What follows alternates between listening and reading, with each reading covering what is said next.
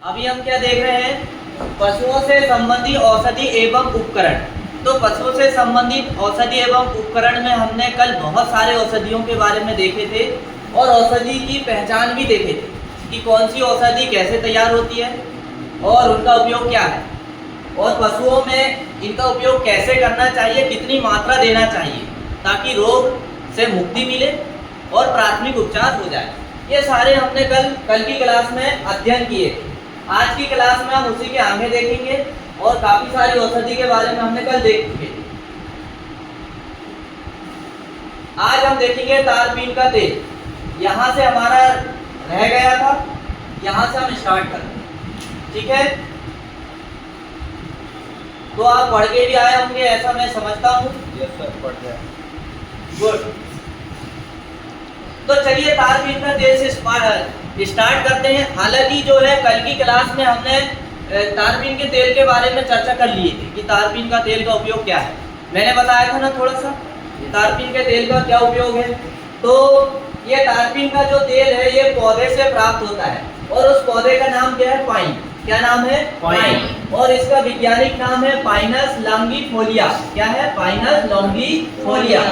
अब यह स्वच्छ एवं रंगीन द्रव होता है, मतलब साफ और रंगीन द्रव होता है। यदि आपने तारपीन का तेल देखे होंगे तो एकदम साफ दिखाई देता है। फिर इसके बाद में इसमें इसकी विशेष प्रकार की गंध तथा इसका स्वाद तीखा एवं कड़वा होता है। इसका क्या उपयोग है? आकस्मिक घाव, फुट रोट में तारपीन के तेल का लेप फायदेमंद है। मक्खियों को भगाने में भी तारपीन के तेल का उपयोग होता है। मौत एवं जोड़ों के दर्द दूर करने में भी तारपीन के तेल का उपयोग होता है। तो ये हमने देखे अभी तारपीन के तेल के बारे में। हालांकि तारपीन के तेल के बारे में आप बहुत पहले से ही सब लोग बहुत अच्छे से जानते हैं, क्योंकि इसका कुछ हद तक हम इसका उपयोग किस में करते हैं? पेंट में, पेंट को पतला करने के लिए करते हैं ना। Yes sir. तो अभी हमने देखे तारपीन के तेल के बारे में। अब हम देखने वाले हैं कुचला के बारे में। किसके बारे में? कुचला। तो कुचला भी एक औषधि होती है जो पेड़ का सूखा बीज से प्राप्त होती है। अब उस पेड़ का नाम क्या है इसके बारे में हम देख लेते हैं। उस पेड़ का जो नाम है स्ट्रिक्नस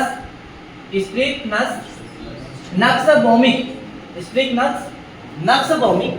ये नाम थोड़ा डिफिकल्ट हो सकता है। इसके बीज से ये कुचला औषधि तैयार की जाती है। इसके बीज को सुखाकर तथा पीसकर इससे तैयार किया जाता है। यह एक टॉनिक, स्टिमुलेंट तथा एक्सपेरेंट का कार्य करता है।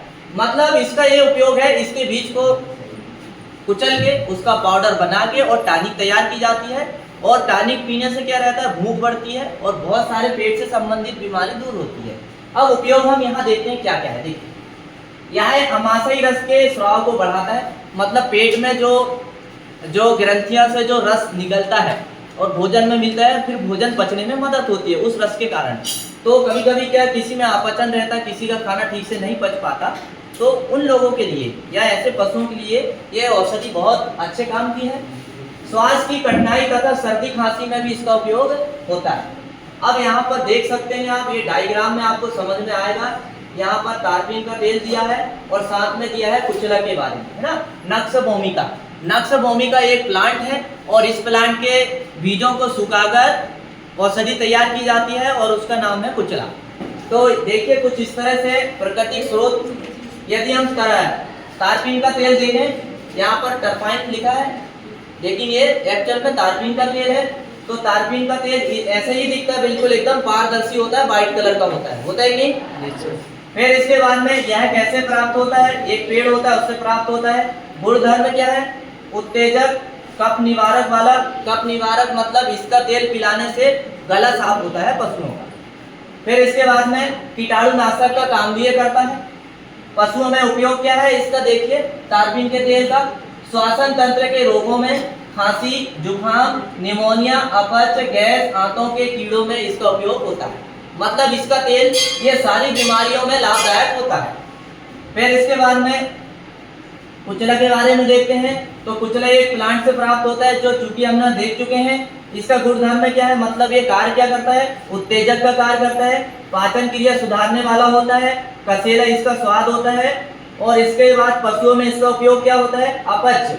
अपच का मतलब होता है कि पशुओं का या मनुष्य का भोजन न पचा पाना, इसे क्या कहते हैं, अपच कहते हैं। तो ये जो अपच की समस्या है, अपच की समस्या को दूर करने के लिए इसके पाउडर का उपयोग किया जाता है। भूख न लगने पर इसकी टॉनिक पी जाती है। पेचिश, कब्ज, तंत्रिका कमजोरी, पक्षघात में भी उपयोगी है। पक्षघात मतलब समझते हो नहीं, पैरालिसिस हो जाता है ना किसी को, लकवा मार देता है, हवा लग जाती है, तो इसका तेल से मालिश करते हैं तो कुछ हद तक आराम मिलता है। तो ये जानकारी है इन दोनों औषधि के बारे में। अब अगली जानकारी हमारे सामने है नौसादर। क्या है, नौसादर है और बोरिक एसिड है। तो नौसादर के बारे में देख लेते हैं। सबसे पहले नौसादर के बारे में क्या हमारे सामने जानकारी है,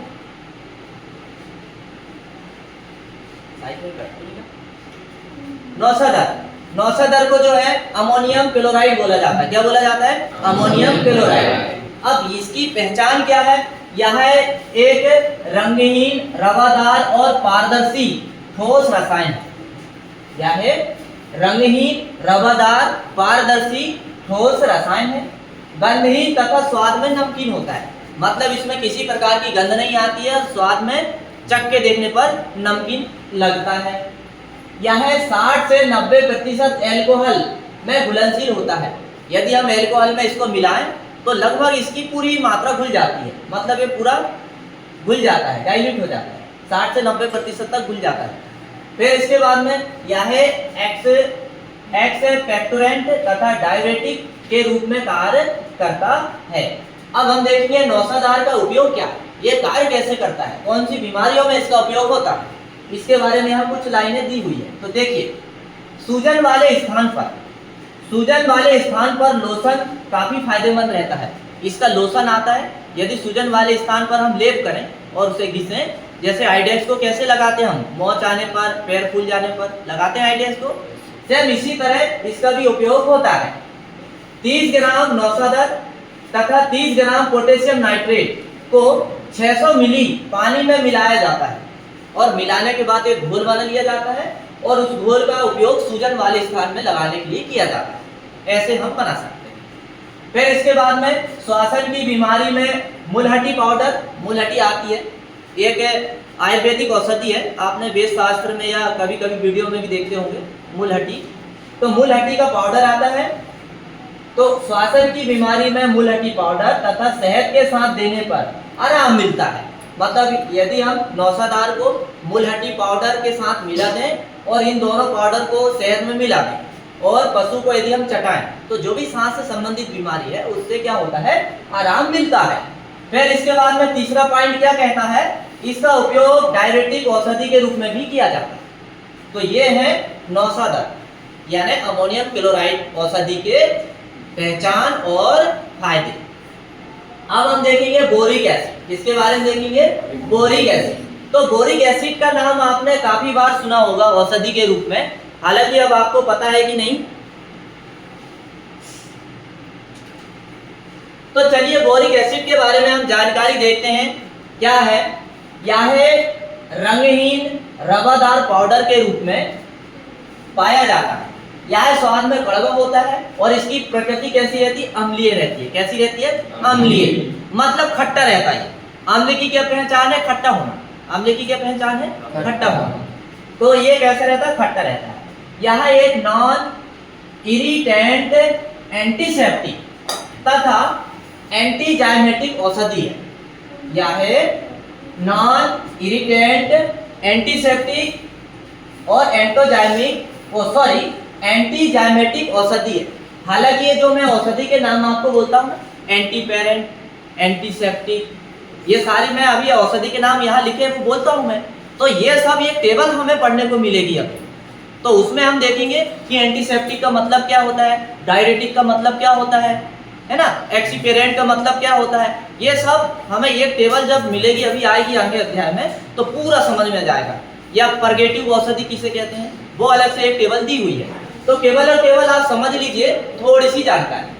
तो देखिए बोरिक एसिड का क्या उपयोग है, यहाँ देखना है, एक दूसरे को देख के हंसना नहीं।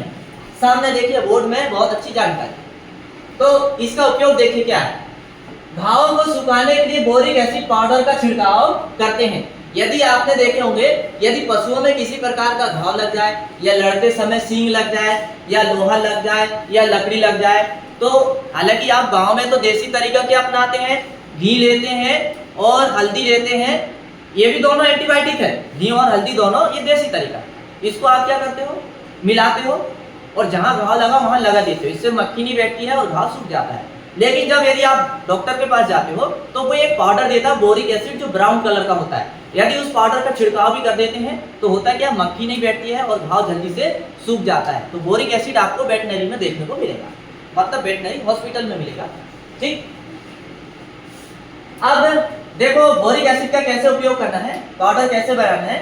पाउडर बनाने में एक भाग आइडोफार्म लेना है, आइडोफार्म औषधि, तथा दो भाग बोरिक एसिड तथा जिंक ऑक्साइड मिलाया जाता है। घाव को सुखाने के लिए दवा का उपयोग करके घाव में लगाते हैं तो घाव क्या है, सूख जाता है। घावों को धोने के लिए 4 भाग बोरिक एसिड, 1 भाग सैलिसिलिक एसिड को 3 भाग अशुद्ध पानी में मिलाकर घोल तैयार किया जाता है। अशुद्ध पानी यानी डिस्टिल वाटर, जो मेडिकल साइंस में उपयोग होता है। जब आपको इंजेक्शन लगाई जाती है तो आप देखना डॉक्टर क्या करता है, निडिल में कॉटन लेता है, कॉटन में वो पानी लगाता है और फिर हमारी स्किन को ऐसा साफ करता है। वो पानी क्या करता है, जीवाणु और जो भी हमारी स्किन में रहते हैं उनको मारता है। तभी तो कोई ऐसा इंजेक्शन लगाता है। क्या होता है, कभी कभी चमड़ी साफ न करने से निडिल में चिपक कर वायरस अंदर चला गया, जीवाणु अंदर चला गया शरीर के, तो वो पहले ऐसा साफ करता है। उसका मतलब यही है। फिर इसके बाद में वो क्या करता है, निडिल लगाता है। तो ये वही डिस्टिल वाटर, इसमें मिलाकर ही उपयोग करना है। तो देखिए पहचान कुछ इस तरह से है। अमोनियम क्लोराइड देखो व्हाइट कलर का होता है, रवेदार, और बोरिक एसिड भी सेम इसी के जैसे होता है, लेकिन इसका कलर और इसका कलर में बहुत अंतर होता है। ठीक, अब देखिए अमोनियम क्लोराइड और बोरिक एसिड। अमोनियम क्लोराइड एक रासायनिक यौगिक है जो केमिकल के माध्यम से बनाया जाता है। गुणधर्म में क्या है, ये एक्सीफेक्टरेंट है और मूत्र को अम्लीय बनाता है। ये यहाँ पर क्या दिया है, यूरिनरी एसिडिफायर, इसको छोड़ दीजिए। पशुओं में उपयोग, मूत्र संबंधित विकार, इसका उपयोग क्या है, अमोनियम क्लोराइड का मूत्र संबंधित विकार, मूत्राशय में पथरी है ना, खांसी जुकाम श्वसन रोगों में इसका उपयोग होता है। फिर इसके बाद में हम क्या देखेंगे, स्वरूप तो आपको पता है, क्रिस्टल पाउडर होता है दानेदार। ये पाउडर आपको दिख रहा है, क्रिस्टल मतलब इसमें कण होते हैं दानेदार। अब इसके बाद में बोरिक एसिड के बारे में देखते हैं। तो ये भी एक रासायनिक यौगिक है, एंटीसेप्टिक का कार्य करता है, कीटाणुनाशक का कार्य करता है और हल्का संकोचक होता है। पशुओं में इसका क्या उपयोग है, बोरिक एसिड का, घाव, कटे फटे स्थान, त्वचा रोग, नेत्र धोने और कान की सफाई में इसका उपयोग होता है। और एक ऐसा रहता स्वरूप में सफेद महीन क्रिस्टलीय पाउडर होता है। तो ये समझ में आया आपको बोरिक एसिड की पहचान। बोरिक एसिड एक साइड है और एक साइड है अमोनियम क्लोराइड। ये आपको समझ में आई औषधि। देखने में ऐसे ही दिखते हैं और वही हमने यहाँ पर आपके लिए स्पेशली तैयार करके लेके आए कि आप यदि आपके सामने यदि अमोनियम क्लोराइड रख दे तो आपको पहचान तो आना चाहिए अमोनियम क्लोराइड कैसा रहता है। ठीक, अब कुछ लोग नाखून खा रहे हैं पेट भर भर के, क्योंकि पढ़ने। तो हमने देखे अमोनियम क्लोराइड और बोरिक एसिड के बारे में। अगली औषधि हम देखेंगे कार्बोनिक अम्ल या फिनाइल। जो फिनाइल का आप उपयोग करते हो घर में, फिनॉल, उसी के बारे में हम चर्चा करेंगे कि वो फिनॉल बनता कैसे है और उसका देखने में आकार क्या होता है, उसकी गुणवत्ता क्या होती है और उसका क्या उपयोग। तो देखते हैं, फिनॉल को कार्बोनिक अम्ल भी बोला जाता है। क्या बोला जाता है, कार्बोनिक अम्ल या फिनॉल। यह कर्णदार सफेद पदार्थ होता है, यह आर्द्रता ग्राही होता है, इसका स्वाद मीठा तथा गंध तीखी होती है। अब ये लिक्विड में भी आता है और कर्ण के रूप में भी आता है। आपने लिक्विड के रूप में ही देखे होंगे, अभी तक देखे होंगे लिक्विड के रूप में।